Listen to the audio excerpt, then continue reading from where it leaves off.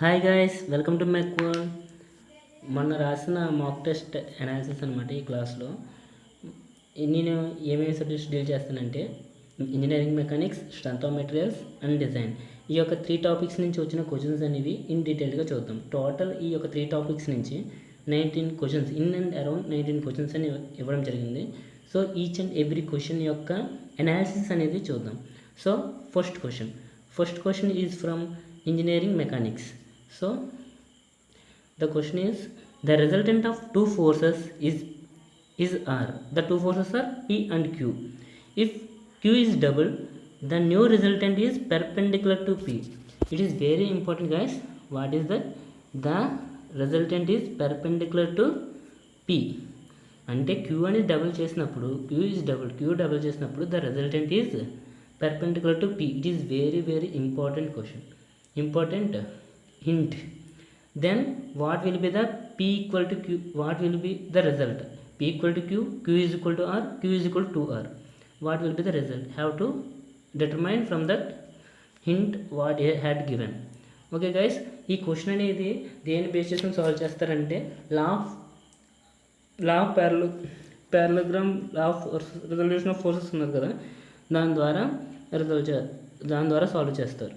So అసలు ఏం చెప్తుంది, టూ ఫోర్సెస్ ఉన్నప్పుడు టూ ఫోర్సెస్ అనేవి ఒక పాయింట్ దగ్గర ఒక బాడీ మీద యాక్ట్ చేసినప్పుడు వాటి యొక్క రిజల్టెంట్ అనేది ప్యారలోగ్రామ్ లా ద్వారా సాల్వ్ చేస్తారు. ఆ ప్యారలోగ్రామ్ లా అనేది ఏంటి, దాని యొక్క ఫార్ములాస్ ఏంటి, how to solve this problem అని చూద్దాం ఇప్పుడు.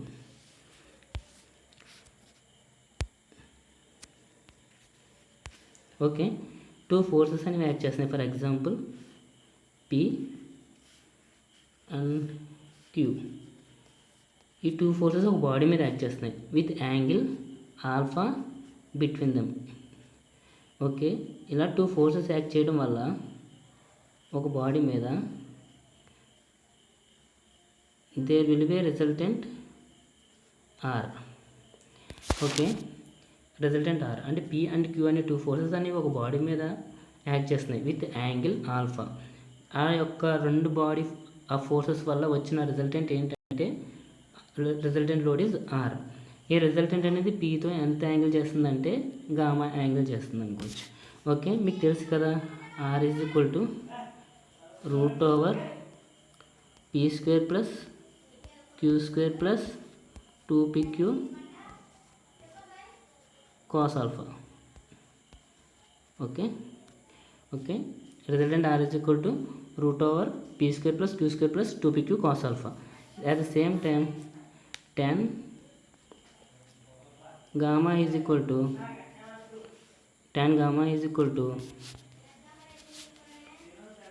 Q sin alpha by P plus Q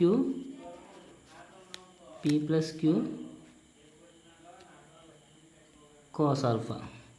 okay, ఈ టూ ఫార్ములాస్ గుర్తుంచుకోండి. ఓకేనా? ఓకే, మనం ఈ యొక్క క్వశ్చన్లోకి వెళ్తే ఏమైంది, వాడు ఏమిచ్చాడు, if Q becomes 2Q, Q అనేది 2Q అయినప్పుడు the gamma will be 90 degrees. Then tan 90 degrees is equal to 2Q. అంతే కదా, Q అంటే 2Q అయినప్పుడే 90 degrees అయింది. అందుకే 2Q sin alpha by P plus 2Q cos alpha. Okay, you know that tan 90 value is infinity will be written as 1/0 is equal to same top ఏదైతే ఉందో అదే వచ్చింది. సో మనం క్రాస్ మల్టిప్లై అంటే numerator and denominator సేమ్గా ఉంటుంది. So ఇప్పుడు cross multiply చేద్దాం. Cross multiply చేస్తే ఏమొస్తుంది, బై క్రాస్ మల్టిప్లయింగ్ చేయడం వల్ల P plus 2Q cos alpha is equal to 0. Okay,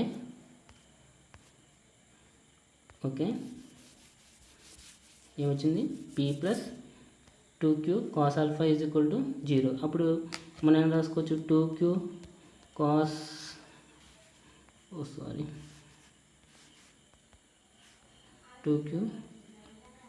cos alpha is equal to -P. ఈ యొక్క రిజల్ట్ అనేది వచ్చింది. ఈ యొక్క రిజల్ట్ అనేది మనం ఈ యొక్క రిజల్టెంట్లో ప్లేస్ చేసాం అనుకో, మనకి అప్పుడు సమ్ రిలేషన్ అనేది వస్తుంది. సో ఇది ఒకసారి చూద్దాం ఎలాగా. ఇది ఫస్ట్ అరేంజ్ చేద్దాం. అరేంజ్ చేస్తే ఏమొచ్చింది, okay, R is equal to √p² plus q² అలా ఉంచుకుంటే ప్లస్ 2p అలా 2 క్యాన్సిల్ చేయండి. 2q cos ఆల్ఫా అనేది ఏంటి మైనస్ p. ఈ యొక్క రిజల్ట్ బట్టి ఏంటి 2q cos alpha is equal to minus p. Then ఈ యొక్క 2q cos ఆల్ఫా అనేది ఏం రాసుకోవచ్చు into minus p plus p into minus p². So minus p² cancel చేస్తే ఏమొస్తుంది, R is equal to √q². Square root cancel చేస్తే R is equal to q. So it is the result.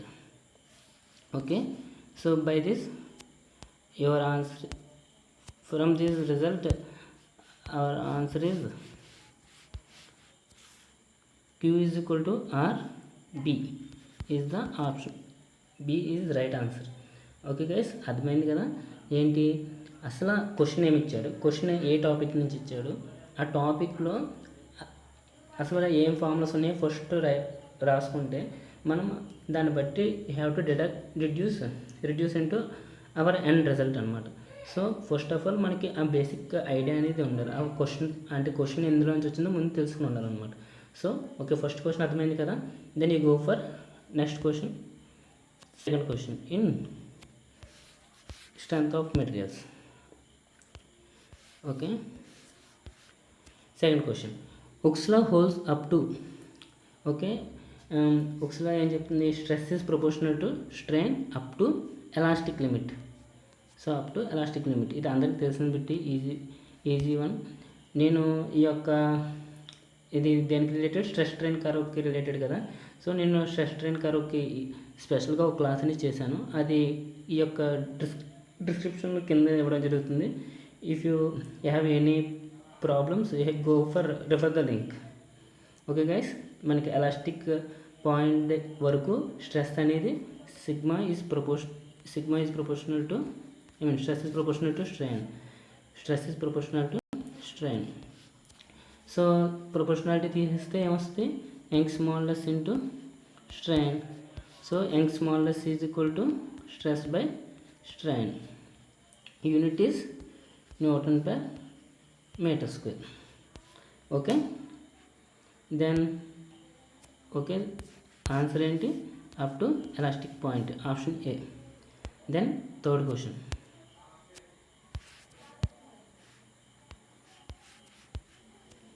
Okay, the relation between models of elasticity E, models of rigidity G and bulk models K is given by. ఇది ఏంటంటే strength of materials నుంచి వచ్చిన question అనమాట. So మనకి 3 elastic constants ఉంటాయి కదా. 3 elastic constants ఏంటి, models of elasticity E, models of rigidity G and bulk models K. So ఈ యొక్క 3 టర్మ్స్ ఉండే రిలేషన్ ఏంటి అని అడుగుతున్నాడు. సో ఈ రిలేషన్ మనకు అసలు బేసికల్గా 3 రిలేషన్స్ అనేవి ఉన్నాయి. ఆ 3 రిలేషన్స్ ఏంటంటే E is equal to 2G into 1 plus mu అనే రిలేషన్ ఒకటి. E is equal to 3K 1 minus 2 mu ఒక relation. E is equal to 9kg by 3k plus g. ఈ యొక్క 3 రిలేషన్స్ అనేవి వెరీ ఇంపార్టెంట్ అనమాట. మీ చాలా ఎగ్జామ్స్లో ఈ యొక్క టర్మ్స్ అనేది అడగడం జరిగింది. సో ఈ యొక్క 3 రిలేషన్స్లో ఏ రిలేషన్ అందులో ఉంది చూడండి, E ఉంది, K ఉంది, G ఉంది. సో సారీ, G అనేది క్యాపిటల్ లెటర్ రాయాలి. So 9kg by 3k plus g. So 9kg by 3k plus g అనేది ఏ ఆప్షన్ D. సో మనకి 3 ఎలాస్టిక్ కాన్స్టెంట్స్ ఉండే ఈక్వేషన్ ఏంటి, 9kg by 3k plus g. Okay, మీరు ఇలా ఈ యొక్క రిలేషన్ ఒకటే గుర్తుంచుకోవడం కాదు. E is equal 2g plus 2g into 1 plus mu అని ఎప్పుడు ఆ టైంలోనే ఇవ్వడు. In case G is equal to అని కూడా రిప్రజెంట్ చేయొచ్చు. సో మనం ఏంటంటే ఆ ఈక్వేషన్ రాసుకుని ఆ ఈక్వేషన్ నుంచి రిడ్యూస్ చేసుకోవాలి. అది ఎలా రాసుకోవచ్చు, ఈ విధంగా కూడా రాసుకోవచ్చు. ఫస్ట్ ఈక్వేషన్ ఎలా రాసుకోవచ్చు, G is equal to E/2 × 1 + μ. So ఈ విధంగా అంటే ఓన్లీ ఈ ఈజ్ ఈక్వల్ టు టర్మ్స్లోనే కాకుండా ఇన్ టర్మ్స్ ఆఫ్ జీలోనే కూడా అడగవచ్చు. సో ఇది కూడా గుర్తుంచుకోండి. So then go for next. Okay, option ఏంటి తెలిసింది కదా, option D, fourth option. So go for fourth one. Okay, fourth question దేనికి related, it is also from strength of materials. The maximum bending movement of a simple supported beam of length L and carrying a point load W at the center of the beam. Okay, ఏమడిగాడు, maximum bending moment అడిగాడు. So మనకి different types of beams ఉన్నాయి. అసలు beam అంటే ఏంటి, బీమ్కి బార్కి difference ఏంటి, each and everything you have to know అనమాట. So first of all bar and beam, బార్కి బీమ్కి డిఫరెన్స్ ఏంటో చూద్దాం. బార్ అండ్ బీమ్ చాలామందికి తెలియదు. బార్ అండ్ బీమ్కి డిఫరెన్స్ ఏంటో ఇది కూడా అడిగే అవకాశం ఉంది. బార్ అంటే the member which carries axial loads. A member అయితే యాక్సియల్ లోడ్స్ని క్యారీ చేస్తుందో that body is called as bar. Beam represents the body which carries transverse loads is called beam. Okay, bar means ఒక body ఉంది, ఆ body అనేది axial load గురైంది అనుకో, that body is called as bar. In case if the body will load with the transverse loads, చూడండి load అనేది ఎలా ఉంది, పెర్పెండిక్యులర్ డైరెక్షన్లో ఉంది with the axis of the బాడీకి, ఇది అరౌండ్ ద యాక్సిస్ ఉంది. So it's represent beam. ఓకేనా, సో బార్కి బీమ్కి డిఫరెన్స్ అనేది అర్థమైంది అనుకుంటున్నాను. సో మనకి బార్కి బీమ్కి డిఫరెన్స్ అర్థమైతే you go for different types of beams. మనకి బేసికల్గా చాలా టైప్స్ ఆఫ్ బీమ్స్ ఉన్నాయి. ఇందులో మనకి డిప్లొమా బేస్ చేసుకుని వెరీ రేర్ తక్కువగా అడుగుతాడు. First beam is cantilever beam, second one is simple supported beam, third one is over hanging beam, and fourth one is continuous beam. Continuous beam అంటే number of supports అనేవి ఎక్కువగా ఉంటాయి. Okay, ఏంటి, first one cantilever beam, simple supported beam, and over hanging beam and continuous beam. So ఈ యొక్క 4 beams గురించి మీరు తెలుసుకోండి. ఏమేమి తెలుసుకోవాలి, shear force, maximum shear force ఎక్కడ ఉంటుంది, మ్యాక్సిమం బెండింగ్ మూమెంట్ ఎంత ఉంటుంది, at point load, at UDL, అంటే different types of loading conditions ఉంటాయి. సో ఈచ్ అండ్ ఎవ్రీథింగ్ మనకు ఐడియా అనేది ఉండాలన్నమాట. ఎందుకంటే డిప్లొమా పాయింట్ ఆఫ్ వ్యూలో ఎప్పుడు డైరెక్ట్గా మనకి క్వశ్చన్స్ కన్నా ఫార్ములాస్ అడుగుతాడు అనమాట. What is the maximum bending moment, ఇప్పుడు అడిగినట్టు what is the maximum shear force under uniform loading under cantilever beam అని క్వశ్చన్స్ అడిగే అవకాశం అనేది చాలా ఎక్కువగా ఉంటుంది. సో మీరు ఏం చేస్తారంటే మేక్ ఏ టేబులర్ కాలంలో మనకి క్యాంటిలివర్ బీమ్కి షియర్ పాయింట్ లోడ్ దగ్గర షియర్ ఫోర్స్ ఎంత, బెండింగ్ మూమెంట్ ఎంత, సో అలా ఒక టేబుల్గా కాలం వేసుకొని ఒక 2 to 3 టైమ్స్ చూసారంటే మీకు ఈజీగా క్వశ్చన్ చూడగానే ఆన్సర్ పెట్టగలుగుతారు. ఓకేనా, ఓకే. సో మనకి ఇప్పుడు ఈ యొక్క సమ్ చూద్దాం. ఏంటి మనకి ఇచ్చిన సమ్ ఏంటంటే simple supported beam centre loaded with load W. మనకి రియాక్షన్ ఫోర్సెస్ 2 రియాక్షన్ ఫోర్సెస్ ఉన్నాయి అనుకోవచ్చు. సింపుల్ సపోర్టెడ్ బీమ్లో 2 ఉంటాయి కదా, RA అండ్ RB. ఓకే, మీకు తెలుసు ఏంటి, sigma V is equal to 0 అనుకుంటే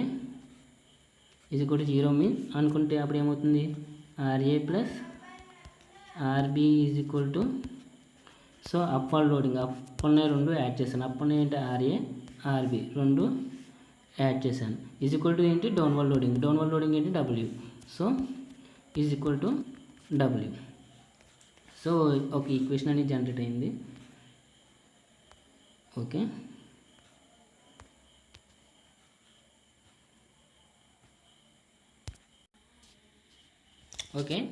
మనకి vertical sigma sum of vertical forces is equal to 0 అనుకుంటే ఏమొచ్చింది, RA plus RB is equal to W అనే రిలేషన్ వచ్చింది. Okay, then moment about A is equal to 0 అనుకుంది. Moment about A is equal to 0. ఈ యొక్క రెండో length ఎంత L.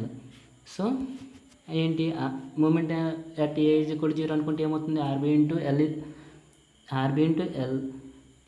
ఇది యాంటీ క్లాక్ వైజ్ డైరెక్షన్ ఉంది. క్లాక్ వైజ్లో ఉన్న డైరెక్షన్ ఏంటి, W into L by 2.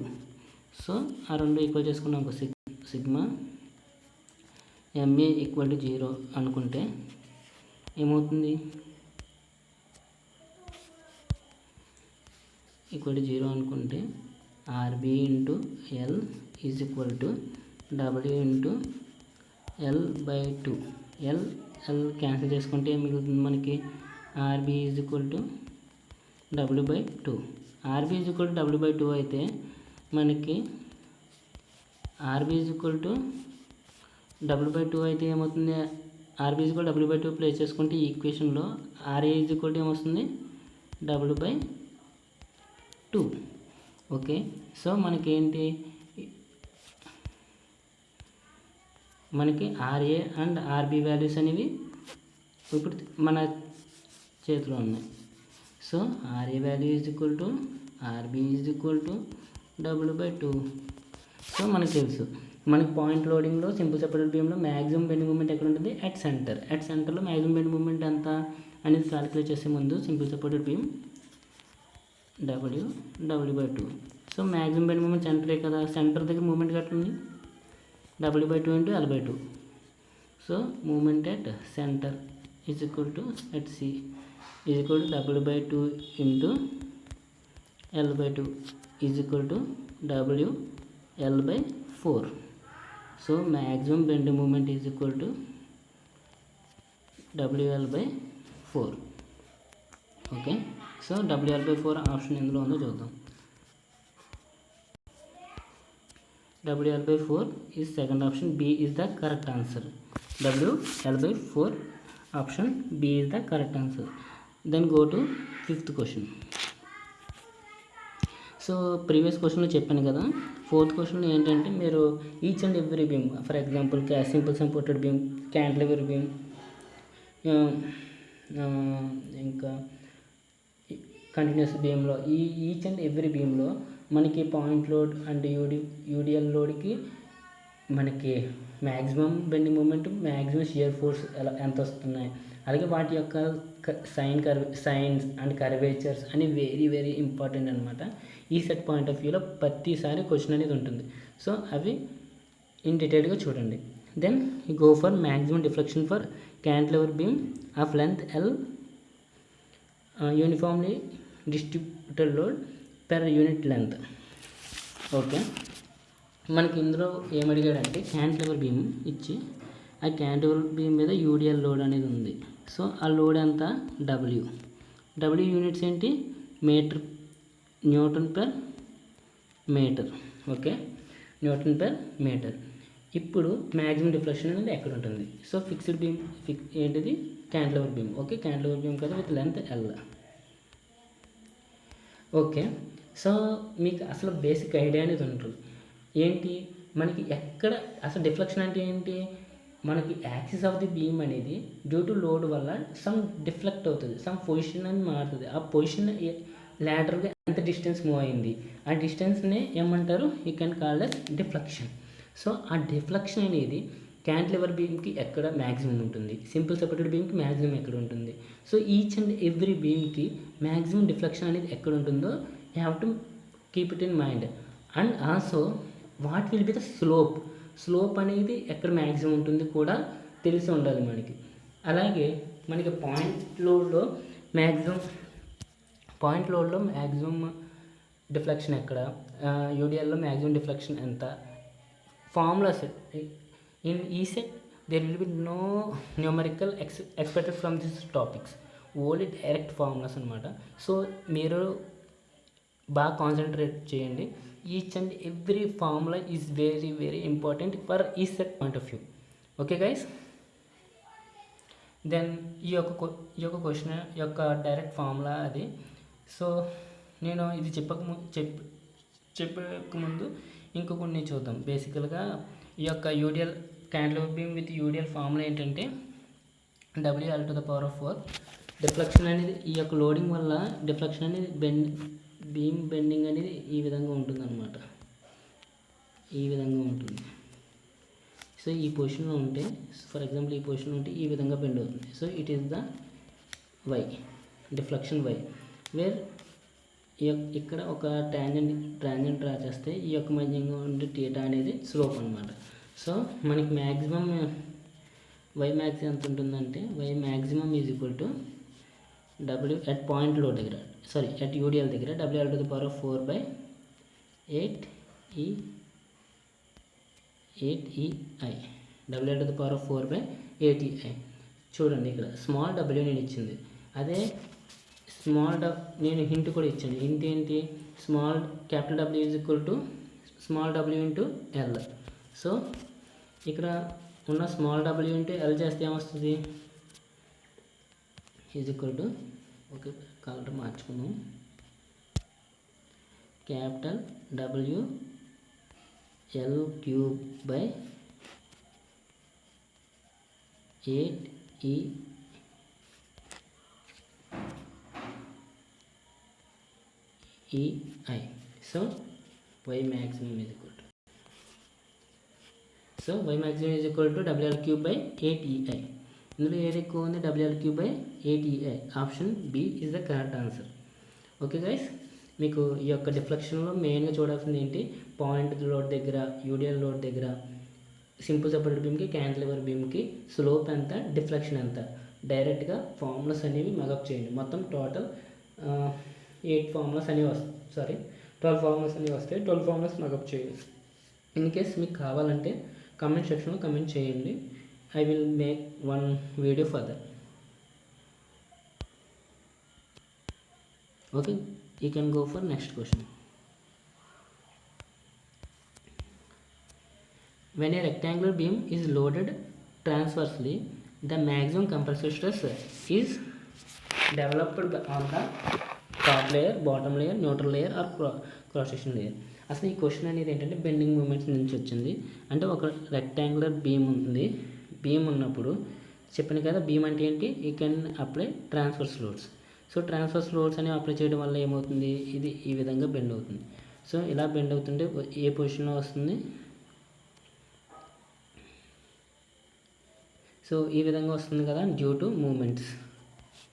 So ఈ విధంగా వచ్చినప్పుడు మీరు ఒకసారి గమనించండి, టాప్ లేయర్లో ఉన్న ఒక ఎలిమెంట్ తీసుకుంటే ఈ ఎలిమెంట్ ఏమవుతుంది? కంప్రెస్ అవుతుంది. ఈ ఎలిమెంట్ ఏమవుతుంది? టెన్సైల్ ఫోర్స్కి గురవుతుంది. సో ఒకసారి క్వశ్చన్ స్టడీ చేస్తే, when rectangular beam loaded transversely the maximum compressive stress is developed on the, okay maximum అనే కండిషన్ పక్కన పెడితే అసలు కంప్రెసివ్ స్ట్రెస్ అనేది ఎక్కడ యాక్ట్ చేస్తుంది? టాప్ లేయర్లో. అట్ టాప్ లేయర్లో కంప్రెసివ్ స్ట్రెస్ యాక్ట్ చేస్తుంది, అట్ బాటమ్ లేయర్లో టెన్సైల్ స్ట్రెస్.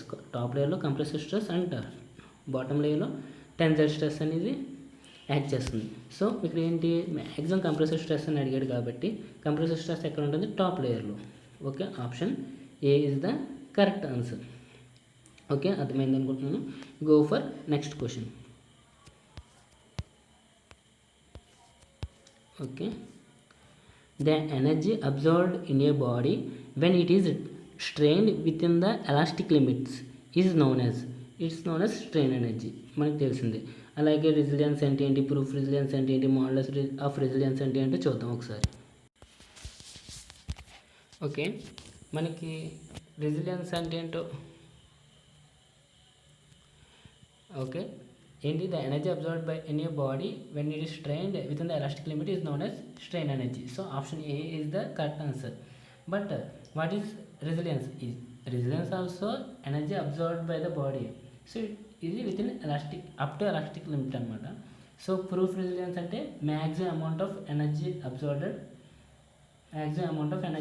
అనమాట, up to elastic limit.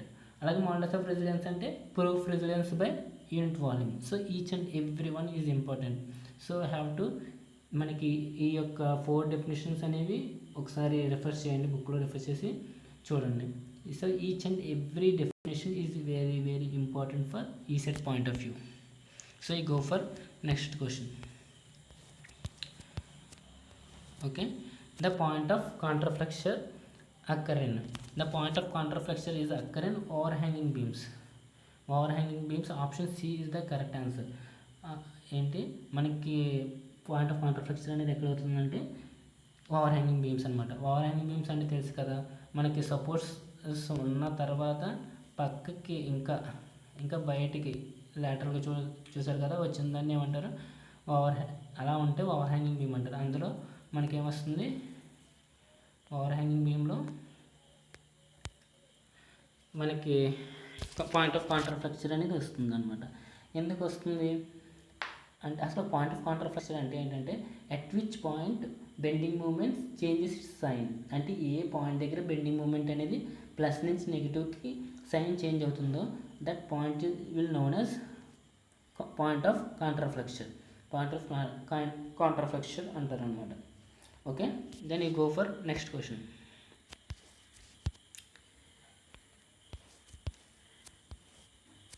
The open belt drive is used when. Okay, open belt drive అనేది ఎప్పుడు ఉపయోగిస్తారు? అసలు ఓపెన్ బెల్ట్ డ్రైవ్ మనకు 2 టైప్స్ ఆఫ్ బెల్ట్ డ్రైవ్స్ ఉన్నాయి కదా, open belt drive, cross belt drive అని. సో ఓపెన్ బెల్ట్ డ్రైవ్ అంటే చూద్దాం. సో ఇదొక పుల్లి అనుకోవచ్చు. సో ఇక్కడ షాఫ్ట్ అనేది ఉంటుంది. సో ఇక్కడ షాఫ్ట్ ఏ నుంచి షాఫ్ట్ బికి పవర్ ట్రాన్స్మిట్ చేయాలి. సో బెల్ట్ అనేది సమ్ కలర్ చేంజ్ చేసుకోవచ్చు. సో ఈ విధంగా బెల్ట్ అనేది ఉంది. సో ఇప్పుడు ఏంటి, ఈ పుల్లి అనేది సమ్ క్లాక్ వైజ్ డైరెక్షన్లో రొటేట్ అయింది. అప్పుడు ఏం చేస్తుంది, ఈ యొక్క బెల్ట్ని ఇలా టైట్ చేస్తుంది. సో బెల్ట్ ఏం చేస్తుంది, pulley any will make to turn in clock wise direction. So మనకి దీన్ని బట్టి ఏమవుతుంది, 2 ప్యారలల్ షాఫ్ట్స్ని సేమ్ డైరెక్షన్లో రొటేషన్ ఉండాలంటే you go for open belt drive. అదే cross belt drive. So options చూద్దాం ఒకసారి. ఈ క్వశ్చన్ అయిపోయిన తర్వాత క్రాస్ బెల్ట్ డ్రైవ్ గురించి కూడా చూడొచ్చు. So open belt drive is used when shafts arranged parallel and rotate in opposite direction. So it's falls in same direction. So second option B చూసారు కదా. So option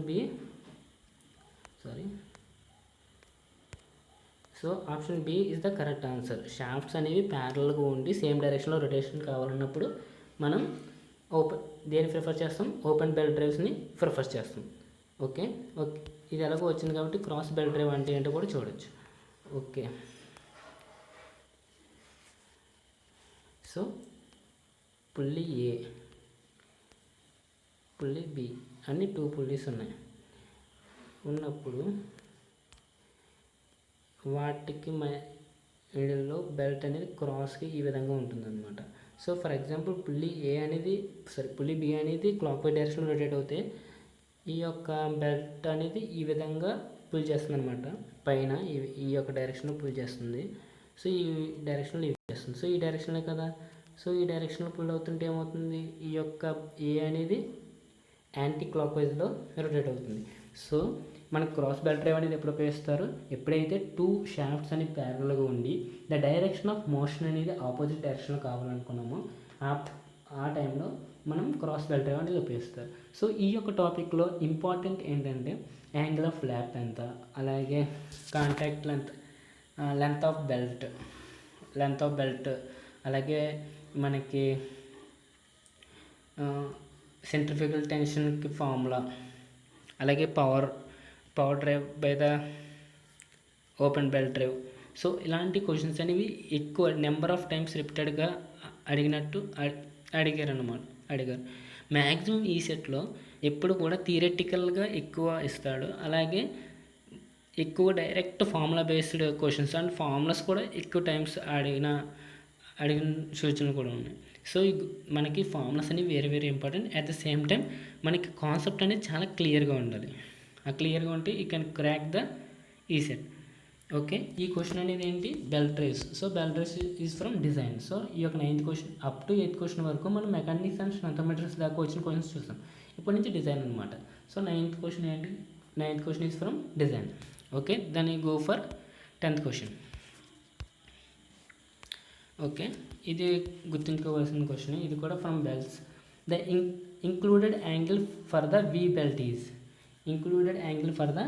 V belt is 30 to 40 degrees. అసలు included angle అంటే ఏంటంటే వి belt cross section ఎలా ఉంటుంది, ఈ ఫార్మాట్లో ఉంటుంది కదా. ఈ యొక్క సారీ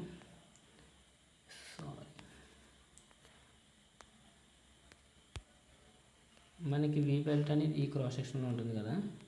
ఈ యొక్క టూ ఇంక్లైన్డ్ సర్ఫేసెస్ మిడిల్లో ఉండే యాంగిల్ ఏంటంటే included angle of V belt అంటారు అన్నమాట. సో included angle of V belt ఎంత ఉండాలి, 30 to 40 degrees ఉంటే it's power transmission is effective.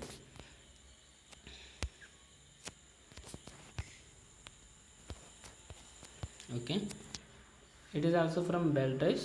The power transmitted by a belt drive is maximum when the maximum tension in the belt is Dirac times of centrifugal tension. Dirac times of centrifugal tension, it is also from direct from numerical formula. It is 3 times. అంటే ఏంటి, maximum tension T1 is or T maximum is equal to 3 times of centrifugal tension TC అయినప్పుడు మన power transmission అనేది ఎలా ఉంటుంది, maximum ఉంటుంది. So option C is the correct answer. Then you go for next question. Which of the following gears can be used for power transmission in intersecting shafts. అసలు parallel షాఫ్ట్స్కి ఏ gears ఉపయోగిస్తారు, అలాగే incline షాఫ్ట్స్కి ఎలాగా, అలాగే intersecting షాఫ్ట్స్కి ఎలాగా ఏ gears ఉపయోగిస్తారు అనేది మనం ఇండిటెడ్గా చూద్దాం. సో మనకి ప్యారల్ షాఫ్ట్స్ అంటే ఏంటి, 2 షాఫ్ట్స్ అని ప్యారల్గా ఉంటాయి. సో ప్యారల్గా ఉన్నప్పుడు 2 గేర్స్ అనేవి ఈ విధంగా మీట్ అవుతాయి కదా. సో ఈ యొక్క గేర్స్ అనేవి ఏంటి, స్పర్ గేర్స్ అన్నా అవ్వచ్చు, లేదా ఈ విధంగా హెలికల్ గేర్స్ అన్నా అవ్వచ్చు. So the gears in for connecting parallel shafts we go for spur gears or helical gears or herringbone gears or herringbone gears. Okay, for intersecting shafts, ఇది మన క్వశ్చన్ ఏంటి, ఇంటర్సెక్టింగ్ షాఫ్ట్స్ కదా. Intersecting shafts అంటే for example ఇది ఒక shaft, అలాగే ఇది ఒక షాఫ్ట్. ఈ రెండు ఏంటి చూడండి, ఈ రెండు యాక్సిస్ ఇంటర్సెక్ట్ అవుతున్నాయి కదా. సో ఈ రెండు వాటిలో మెయిన్గా have to introduce gear.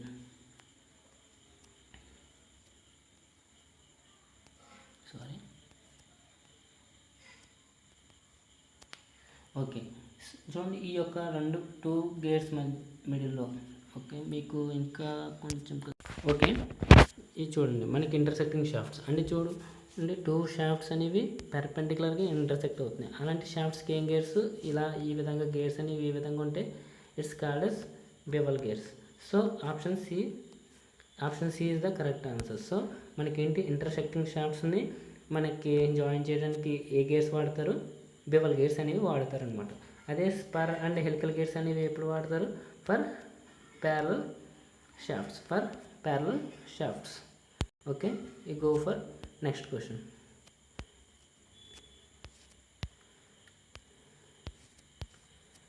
The product of diameter pitch and circular pitch is equal to, diameter pitch and circular pitch product ఎంత అవుతుంది, ఇదేంటి, this question is from gears.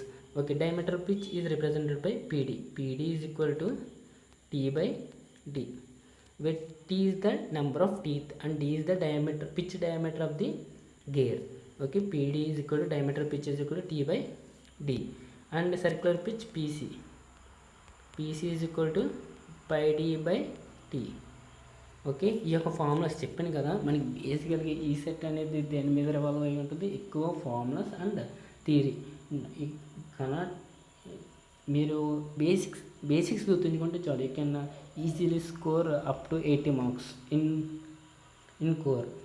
అదే మీరు ఇంకా ఇన్ డెప్త్గా స్టడీ చేస్తే you can crack up to 90 also. Okay, then ఇతను ఏమడిగాడు, ప్రొడక్ట్ అడిగాడు. సో ప్రొడక్ట్ చేస్తే ఏమొస్తుంది, PD into PC is equal to T by D into pi D by T. Cancel చేస్తే ఏమొస్తుంది, PD into PC is equal to pi. So result ఏంటి, pi. So మనకి option C is the correct answer. So the product of diametral pitch and circular pitch is equal to pi. Go for next question. The maximum normal stress theory is used for. Okay, maximum normal stress theory is used for brittle materials. Brittle materials को वाड़े theory ఏంటి maximum normal stress theory. అదే ductile మెటీరియల్స్కి వాడేది ఏంటంటే maximum shear stress theory. మనకి maximum normal stress థియరీనే ఇంకేమని పిలుస్తారంటే ర్యాంకైన్ థియరీ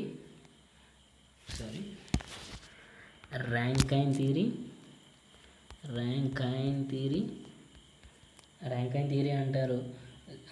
అలాగే at the same time maximum shear stress థియరీనే Coulomb theory, Tresca, Guest theory అని కూడా అంటారు. సో బ్రిటిల్ మెటీరియల్స్ థియరీ అంటే మ్యాక్సిమం నార్మల్ స్ట్రెస్, అదే డక్టైల్ మెటీరియల్స్కి అయితే మ్యాక్సిమం షియర్ స్ట్రెస్ థియరీ అనేది ఉపయోగిస్తారు.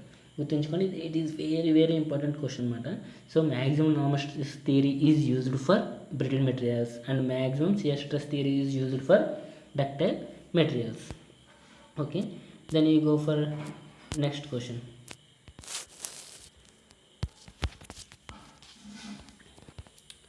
Pitch point of a cam is a point on the pitch curve having maximum pressure angle.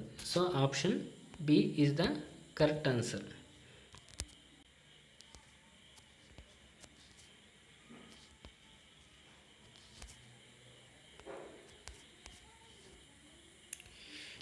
So sorry guys, so pitch point of a cam is maximum at maximum pressure angle. Okay, maximum pitch point of a cam is point on the pitch curve having maximum pressure angle. So you go for option B is the correct answer. So you go for next question, 16th one.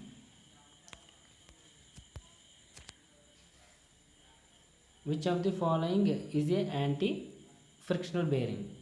Option D is the needle bearing. Needle bearing అనేది ఏంటంటే anti frictional bearing అనమాట. Okay, then the next question. Bearings నుంచి అంత very very important question అయితే ఏమి కాదు, ఇది కానీ గుర్తుంచుకోండి. Okay, then in a thin cylindrical. Okay, ఇదేంటి థిన్ సిలిండర్స్ నుంచి వచ్చిందనమాట. In a thin cylindrical shell subjected to an internal pressure P, the ratio of longitudinal stress to the hoop stress.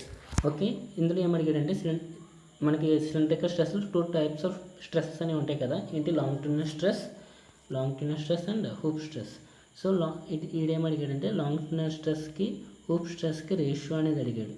So longitudinal స్ట్రెస్కి formula ఏంటి, PD/40. అదే hoop స్ట్రెస్కి PD/2T. Okay, మనం cancel చేసుకుంటే PD TT cancel, 2 4 2 times cancel. So result ఏంటి, σL/σH is equal to 1/2. So answer is of option A. So option A is the correct answer for this question. Okay, then you go for 18th question. 18th question is the standard length of a shaft is. మనకి shaft అనేది some standard lengths అనేవి ఉంటాయి అన్నమాట. అదే 5 meters 6 meters 7 meters. Option is D, all the above. 5 meters 6 meters and 7 meters all are the standard lengths of shafts అని maximum ఎంత length వరకు తయారు చేస్తారంటే అప్ టు 7 meters. 7 meters కన్నా ఎక్కువ చేస్తే ఏమవుతుందంటే మనకి డిఫ్లెక్షన్స్ అనేవి ఎక్కువ వచ్చి ఎక్సెంట్రిసిటీ అనేది వస్తుందన్నమాట. డ్యూ టు ఎక్సెంట్రిసిటీ వల్ల మనకి వైబ్రేషన్స్ అనేవి ఎక్కువ వస్తాయి. సో షాఫ్ట్ లెంత్ అనేది మ్యాక్సిమం ఎంత పెడతారు, 7 meters. అదే కానీ దానికన్నా తక్కువ లెంత్ షాఫ్ట్స్ 5 6 meters అలాగే ఇంకా తక్కువ లెవెల్లో షాఫ్ట్స్ అనేవి ఉంటాయి, కానీ మ్యాక్సిమం 7 meters కన్నా ఎక్కువ ఉండవు. ఇన్ కేసు మనకి 7 meters కన్నా ఎక్కువ కావాలనుకుంటే గో ఫర్ కప్లింగ్ అనేది చేసి షాఫ్ట్స్ అనేది కనెక్ట్ చేస్తారనమాట. ఆ కప్లింగ్ కనెక్ట్ చేసిన దగ్గర ఒక బేరింగ్ అనేది ప్లే చేసి సపోర్ట్ అని ఇస్తారు. అప్పుడు డిఫ్లెక్షన్ అనేది తగ్గి వైబ్రేషన్ అనేది రిడ్యూస్ అవుతుంది. మీరు ఎప్పుడన్నా పిండి మరికి వెళ్తే అక్కడ అది మిల్లుకి వెళ్తే తెలుస్తుంది. మిల్లులో ఒక లాంగ్ షాఫ్ట్కి నెంబర్ ఆఫ్ పుల్లీస్ కనెక్ట్ అయ్యి ఉంటాయి. అక్కడ మిడిల్లో బేరింగ్స్ అనేవి ప్లేస్ చేస్తారు. సో ప్రతి 7 metersకి ఒక బేరింగ్ అనేది కంపల్సరీగా వాడాలన్నమాట. Okay, go for next question. 19th question. Okay, 19th question ఏంటి? The Porter governor is a pendulum type governor, dead weight governor, spring loaded governor and inertia governor. So ఇది డైరెక్ట్గా గుర్తుంచుకోవాల్సిన పెట్టే the Porter governor is a dead weight governor. Okay, option B is the correct answer. So ఈ యొక్క నేను ఏమేమి questions ఏవే subjects questions explain చేశానంటే engineering mechanics, strength of materials and design. So ఈ యొక్క 3 స్ట్రీమ్స్ మీద ఏమైనా క్వశ్చన్స్ ప్రాబ్లమ్స్ ఫేస్ చేసినా, ఏదైనా తప్పు ఉన్నా మీరు కామెంట్ సెక్షన్లో కామెంట్ చేయండి. I will respond to the as per your comment. Okay guys, మిగిలిన క్వశ్చన్స్ అనేవి మా బ్యాచ్మేట్స్ సాల్వ్ చేస్తారు. Okay, thank you guys.